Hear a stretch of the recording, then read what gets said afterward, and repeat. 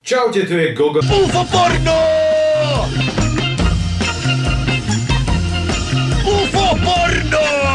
Zajtra ideme hygienikom. Aha.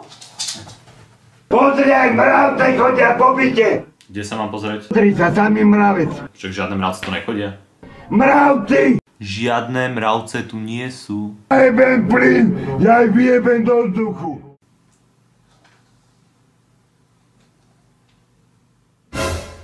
I wanna be like Agáta Hanichová, Horlická Vondráčková. Yes! Yeah! Takže dneska začneme svetovými novinkami. Ako pravdepodobne všetci viete, tak medzi Amerikou a Koreou je v poslednej dobe vrúce spojenie. A to pretože Severná Korea vyvinula konečne jadrové zbrane. Už sme na to 2 týždne čakali, OK? Sa tešíme, ne? Bravo! Korea! Fuck you.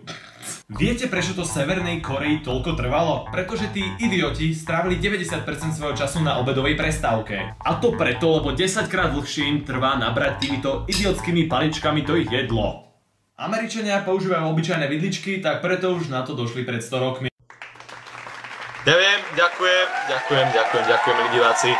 BAM! Čaute, to je Ježiš Kristus a vítajte pri ďalšom vlogu. Princesna Sisi! Vidličky forever!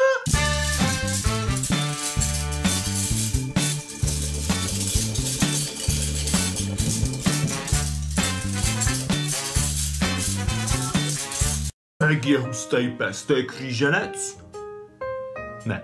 Obama Gangnam Style. Obama Gangnam Style. Drop it.